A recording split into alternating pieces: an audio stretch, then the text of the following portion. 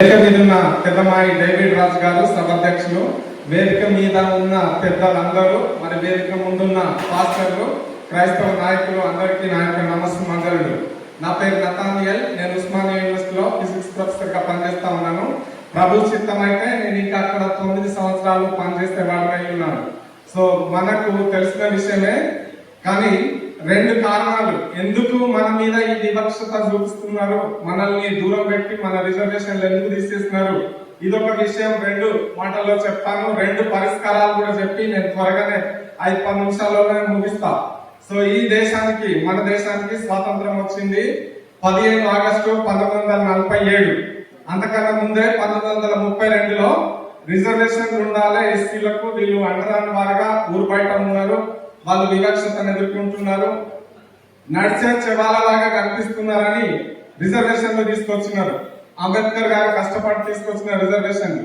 So అప్పుడు ఆ స్వతంత్రం వచ్చిన తర్వాత ఒక గవర్నమెంట్ ఏర్పడ్డది. అది ఏర్పాటు చేయబడ్డ ప్రభుత్వం, నామినేటెడ్ గవర్నమెంట్, సెలెక్టెడ్ గవర్నమెంట్. ఈ జవహర్లాల్ నెహ్రూ చాలా మంచోడు, ఈయన ప్రధానమంత్రిగా చేద్దాం అనుకున్నారు, పెట్టింది. అది రాత్రి వదిలేసిపోయింది బ్రిటిష్ వాళ్ళు, ఈయన తెల్లారి వరకు ప్రధానమంత్రి అన్నారు. అట్లాగనే రాజేంద్ర ప్రసాద్ గారు ఉన్నారు, ఆయనేమో రాష్ట్రపతి అని ఆయన సీట్ మీద ఎక్కించింది. వీళ్ళు ఓట్లు వేస్తే గెలిచి ఎన్నుకొని పదవికి వచ్చిన వ్యక్తులు కాదు. సో ఏ వ్యక్తి అయినా, రాజకీయ వ్యక్తికి 2 లక్షణాలు ఉంటాయి. ఒకటేమో ఇప్పుడున్న సీట్ కాపాడుకోవాలి, రెండవదేమో మళ్ళీ వచ్చే ఎన్నికల్లో ఎట్లా గెలవాలని ప్రణాళికలు చెప్తారు. ఇప్పుడు రైతు బంధు ఇవ్వమని ఎవరైనా పోరాటం చేసిండ్రా?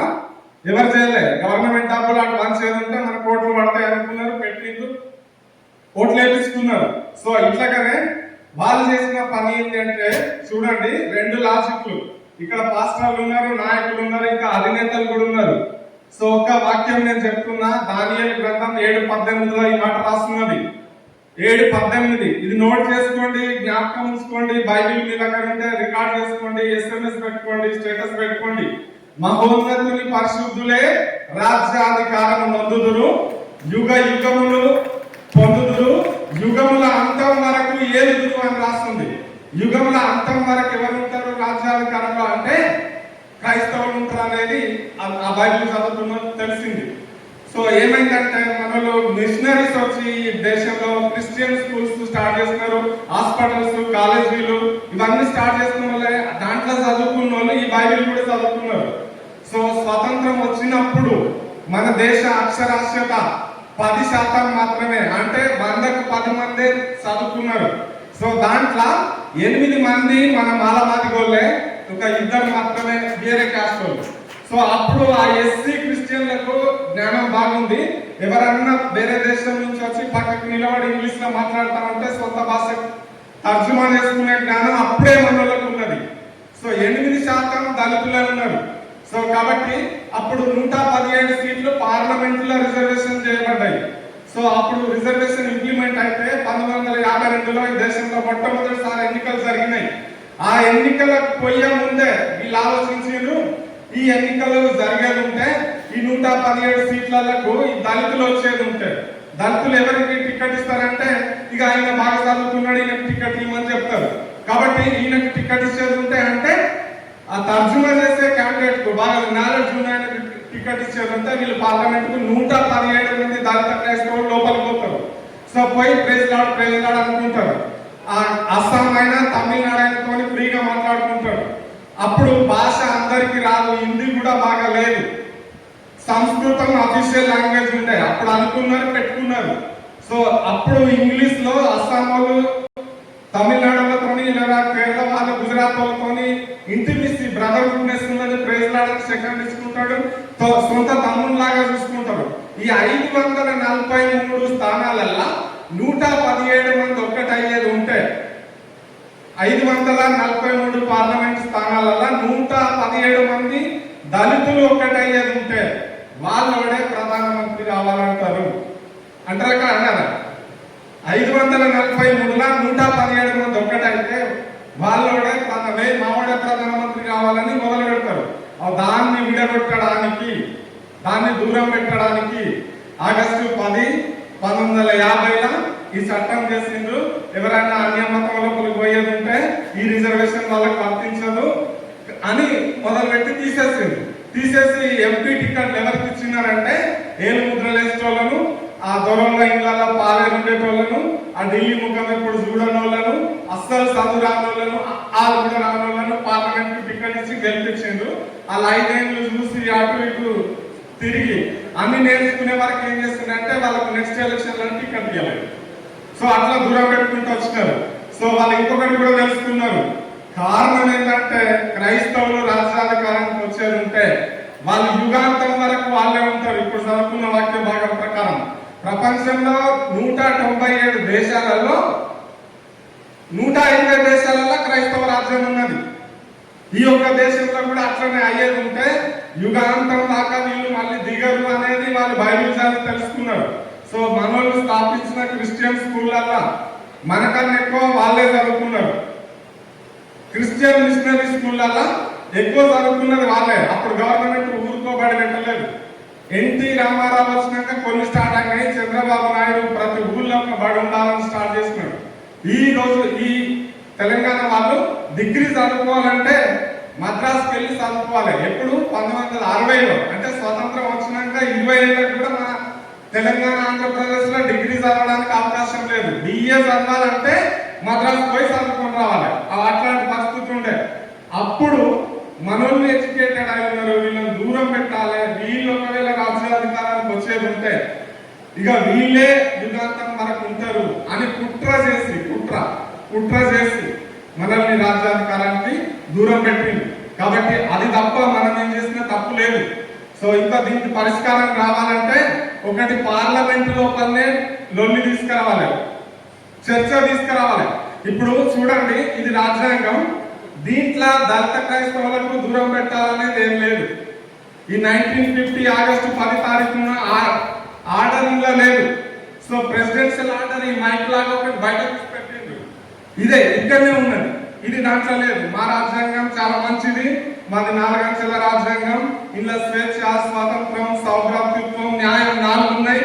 ఇక ఏ దేశానికి ఇంత మంచి రాజ్యాంగం లేదు. ఇది 20 దేశాల నుంచి రాసింది. దీంట్లో రష్యాలో ఉన్న ప్రాథమిక హక్కులన్నీ దీంట్లో ఉన్నాయి.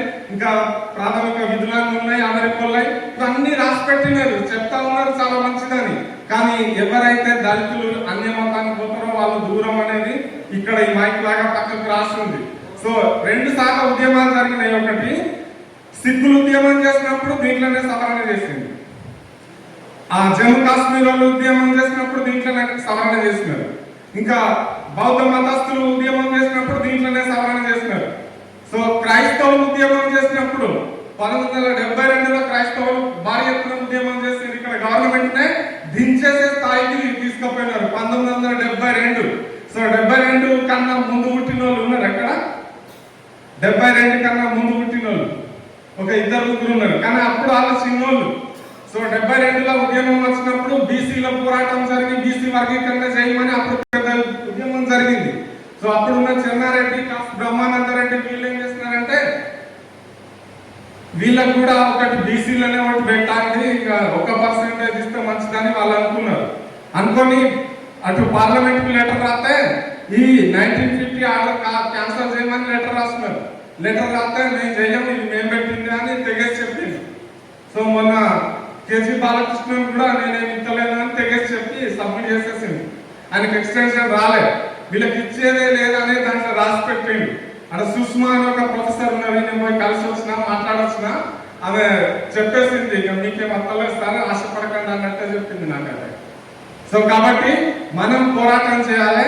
చట్ట సభలల్లో మనం ఉండాలి. చట్ట సభలల్లో నేను ఇంకొక వాక్యం చెప్తా. ద్వితీయోపదేశకాండం 17:15 ద్వితీయోపదేశకాండం 17:15లో ఏమని రాస్తున్నదంటే నీ సహోదరులలోనే ఒకరిని నీ మీద రాజుగా నియమించుకునవలెను. నీ సహోదరుడు కాని అన్యుని నీ మీద రాజుగా నియమించుకొనకూడదు. మన మీద అధికారి ఎవరైనా ఉండాలంటే మనోడే అయి ఉండాలి. మనోడే అయి ఉండాలని వాక్యం చెప్తుంది. సో కాంశీరామ్ గారు ఏం చేస్తున్నారంటే ఆయన ఒక మాట తీసుకున్నాడు. ఓట్ హమారా సీట్ తుమారా, నైస్ చేయలేగా మొదలు పెట్టినారు. ఓట్లు మావే, సీట్లు మావే ఉద్యమం చేస్తున్నాడు. మాయావతిని ఉత్తరప్రదేశ్ లో ముఖ్యమంత్రిగా నిలబెట్టిండు. సో తర్వాత ఆయనకు దినం నిండింది, ఆయన చనిపోయినాడు. ఆ తర్వాత ఆ పార్టీ తెరమరుగా వెనుకకు వచ్చింది. సో కాబట్టి మన ఓట్లు మనం వేసుకోవాలి, మనం రాజ్యాధికారం లోపలికి రావాలి, చట్ట సభలలో మనం నిలదీయాలి ఇది అన్యాయం అని. ఇది సర్పంచ్ ఎన్నికలైనా కానీ మనం ముందుండడానికి పోవాలి. సో క్రైస్తవ ఓట్లలో నిలబడద్దు, ఎలక్షన్ పోవద్దు అని ఒక నానుడు వచ్చింది. సో ఇది మాలమాదిగోళ్ళ మతం అనేది నానుడు వచ్చింది. ఇది మాలమాదిగోళ్ళ మతం కాదు, ప్రపంచంలో ఎక్కువ మంది విశ్వసించే మతం ఇది. సో ఈ మతమే కాదని మనల్ని కొత్తగా మొదలుపెట్టి చెప్తా ఉన్నారు. కానీ రాజ్యాంగం ఇది రాసింది ఒక మందిరం ఉండి, ఒక పుస్తకం ఉండి, దినం లేదా వారం నెలకు ఒకసారి వాళ్ళు గ్యాదర్ అయ్యి దాన్ని ఆచరిస్తూ పాటిస్తూ చదువుకుంటూ ఉంటే దాన్ని మతం అంటారని చెప్తున్నారు. సో ఇప్పుడు ఇంకా ఇతర మతాలకు దేనికి మతం అని పేరు ఉన్నదో లేదో తెలియదు నాకు, కానీ సో వాళ్ళు ఇచ్చిన నిర్వచనం ప్రకారం ఇదైతే క్రైస్తవం ఒక మతం లోపలికి వస్తుందని నేను అనుకుంటున్నా, ఆ నిర్వచనం ప్రకారం. సో దాన్ని బట్టి వాళ్ళు అక్కడ చేస్తున్నారు. సో కాబట్టి ఎమ్మెల్యేలను ఎంపీలను కలిసి అసెంబ్లీలో తీర్మానం చేసి మళ్ళీ అక్కడ పంపించాలి. ఇది మాకు అన్యాయం జరిగింది. తరతరాలుగా ఇప్పటి వరకు 76 సంవత్సరాలు వివక్షతను ఎదుర్కొన్నాం, దూరం పెట్టబడ్డాం, మనకు రావాల్సిన రిజర్వేషన్లు మనకు రావట్లేదు. సో కాబట్టి ఈ బీసీసీ రిజర్వేషన్ అది కొట్లాడి తెచ్చిండ్రు మనోళ్ళు.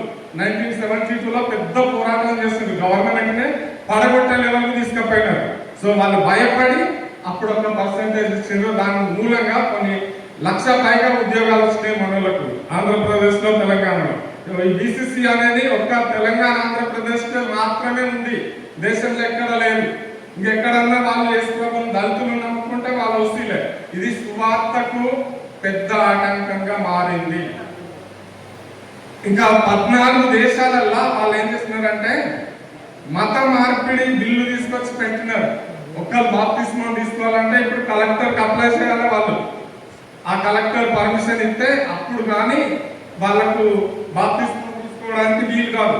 కాబట్టి మనం పోరాటం చేయాలి. అపోజిట్ పౌలు తనకు తానుగా మాట్లాడుకుంటూ తన కుమారునికి లెటర్ రాస్తూ, నా కుమారుడు తిమోతి, నువ్వు విశ్వాస సంబంధమైన మంచి పోరాటం పోరాడమని చెప్పినాడు. సో ఆయన చనిపోయేటప్పుడు కూడా ఇంకో లెటర్ రాస్తున్నాడు, నేను నా మట్టుకు నేను మంచి పోరాటం పోరాడుతుని, నా విశ్వాసం కాపాడుకుంటుని, నా పరుగు తుడముట్టించి తిని అని మాట్లాడి రాసి పెట్టి చనిపోయినాడు. సో కాబట్టి క్రైస్తవులకు ఒక పోరాటం అనేది ఒక భాగం, క్రైస్తవ జీవితంలో పోరాటం అనేది ఒక భాగం. సో ఇక్కడ చాలా మంది పాస్టర్లు ఉన్నారు, బిషప్స్ ఉన్నారు. నేను మీ అందరికీ ఒక రిక్వెస్ట్ చేస్తున్నా, మీరు చర్చిలలో ప్రసంగాలు చేస్తారు, విశ్వాసం మీద, రక్షణ మీద, బాప్తిస్మం మీద అన్ని టాపిక్స్ చెప్తా ఉంటారు. సో రాజ్యాధికారం మీద కూడా ప్రతి 2 నెలలకు ఒక టాపిక్ తీసుకొని చర్చిలో బోధించాల్సిందిగా పాస్టర్లు అందరినీ కోరుతాము. ఇంకా ప్రతి 3 నెలలకు ఒకసారి క్రైస్తవ జీవితానికి పోరాటం అవసరం. కాబట్టి పోరాటం మీద కూడా ప్రసంగం మీరు ఉండాలని నేను మిమ్మల్ని మనసారా కోరుతా ఉన్నాను. సో ఈ 2 టాపిక్స్ ఉంటే మనోళ్ళు రాజ్యాధికారంలోకి వస్తారు, రానున్న దినాలలో అధికారంలో ఉంటారు. యుగాంతం వరకు ఈ దేశంలో మన క్రైస్తవులు రాజ్యాధికారంలో ఉంటారు. ఇది నేను దృఢంగా విశ్వసిస్తున్నా. మనం పోరాటం చేసేది ఉంటే ఈ జీవో కొట్టుడు పోతుంది, దీన్ని తీసేపించుకోవచ్చు.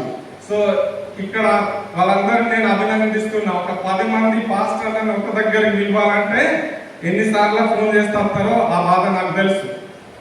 కాబట్టి ఆర్గనైజర్ డేవిడ్ రాజ్ ఎంత కష్టపడ్డాడో, ఇక్కడ ఏఐసిసిఎఫ్ ఆల్ ఇండియా క్రిస్టియన్ ఫెడరేషన్ వాళ్ళు ఎంత కష్టపడ్డారో నాకు తెలుసు. వాళ్ళ కష్టాన్ని నేను అభినందిస్తూ మెచ్చుకుంటూ ఈ అవకాశం ఇచ్చినందుకు కృతజ్ఞతలు తెలియజేస్తూ ముగిస్తున్నాను.